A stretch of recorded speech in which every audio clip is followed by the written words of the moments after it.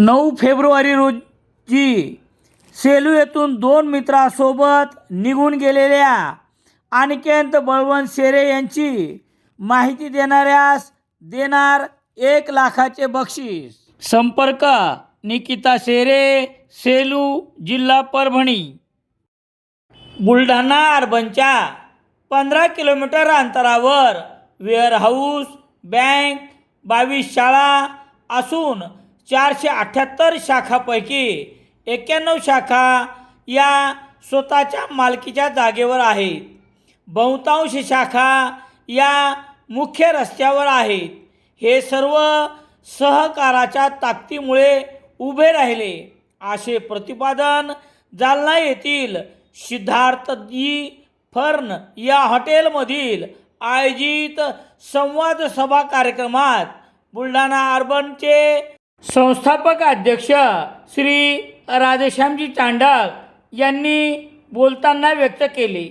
यावेळी व्यासपीठावर संस्थापक अध्यक्ष राधेश्यामजी चांडक, संस्थाध्यक्ष डॉक्टर सुकेशजी झंवर, संचालक तथा उद्योजक नंदकिशोर भायती, माजी आमदार सुरेशजी जेतलिया, आंबेशजी बियाणी, डॉक्टर विनोद मंत्री नंदुशेठ झंवर, सरव्यवस्थापक कैलास कासट आदी मान्यवर उपस्थित होते।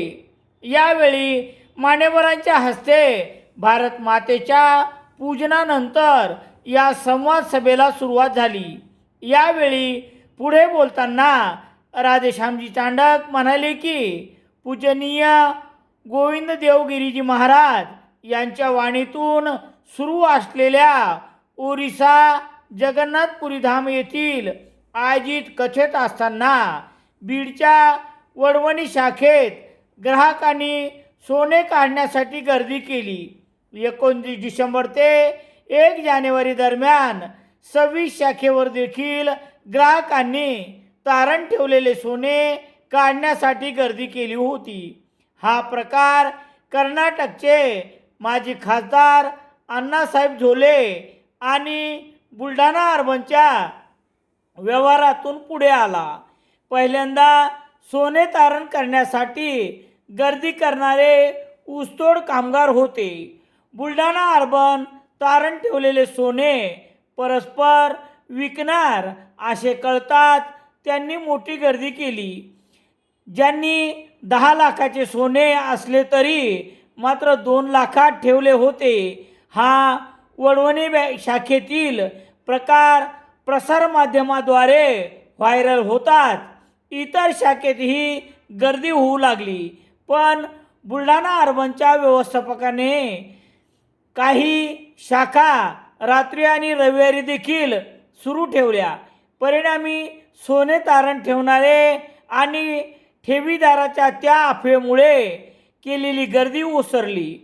3,80,00,000चे सोने आणि 115 लाखाचा ठेवी कमी झाल्या। हा परिणाम अफवेपेक्षा बीड जिल्ह्यातील सहकारी संस्था बंद पडल्या तर काही अडचणीत आहेत। यामुळे या संस्थेने किमान 75% सोन्यावर कर्ज दिले पाहिजे, असे आवाहन भाईजींनी यांनी करत 175 कोटी कर्ज सोने तारणावर दिले। सहकारात सहकार्यास मदत करणे अनिवार्य आहे। सहकार चळवळीत तात्काळ कर्ज मिळते। या चळवळीत बुलढाणा अर्बनही संकटे आले तेव्हा 80% प्रसारमाध्यमांनी सहकार्य केले। आज परत सोने तारण आणि ठेवी वाढल्या आहेत, त्यांचे कारणही तसेच आहे।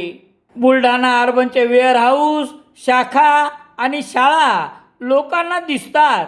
सध्या असलेल्या विद्यालयात 36,000 विद्यार्थी शिक्षण घेत आहेत। अयोध्या आणि पंढरपूर येथील भक्तनिवास लवकरच सुरू होतील। सहकारातून समाजासाठी उपक्रम राबविणारी संस्था म्हणून बुलढाणा अर्बनकडे पाहिले जाते। 478 शाखांपैकी 91 शाखा स्वतःच्या मालकीच्या आहेत। दरवर्षी 1 शाखा स्वतःची करण्याकडे लक्ष असते। 3,000 500 कोटीची मालमत्ता असून सर्व ठिकाणी मुख्य रस्त्यावर शाखा आहेत. 400 गोडाऊन, कोल्ड स्टोरेज यामध्ये CCIच्या 5 लाख गाठी असून त्याचे किरायातून उत्पन्न 50 कोटी संस्थेला मिळाला आहे. 4000 कोटी फिक्स डिपॉझिट आहे. 40 रुग्णवाहिका असून 25 स्वर्गरत आहेत. सहकार क्षेत्रातील ही सर्व भक्कम पाळेमुळे दिसणारी आहेत. म्हणून केंद्रीय मंत्री नितीनजी गडकरी अनेकदा आपल्या भाषणातून बुलढाणा अर्बनचे नाव कौतुकाने उल्लेख करतात. आज देशाबरोबर परदेशातील नागरिक भेट घेत अभ्यास करत आहेत. यावेळी बुलढाणा अर्बनच्या संकटप्रसंगी मदतीस धावून येणाऱ्यांनी मनोगत व्यक्त केले. संस्थाध्यक्ष डॉक्टर सुकेशजी झंवर यांनी भविष्यात असले प्रकार टाळण्यासाठी खबरदारी घेत 26 शाखेतील उद्भवलेल्या या प्रकाराबद्दल आणि तेवढ्याच तत्परतेने सेवा दिलेल्या अधिकारी आणि कर्मचारी यांना आपल्या अध्यक्षीय समारोप करताना शुभेच्छा देत धन्यवाद दिले. या संवाद सभेच्या कार्यक्रमाचे सूत्रसंचालन व आभार जालना विभागाचे विभागीय व्यवस्थापक प्रभाकर कोलते यांनी मानले.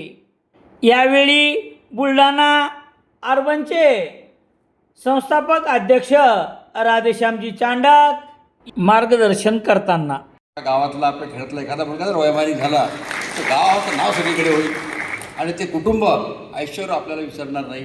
आपण जर असा एखादा मुलगा आमच्याकडे आणला की ज्याला नीटमध्ये 550-600 जे काही मार्क असतात ते झाले, हा जर आपल्याकडे MBA झाला तर अख्खं कुटुंब आपल्याला आयुष्यावर विसरणार नाही.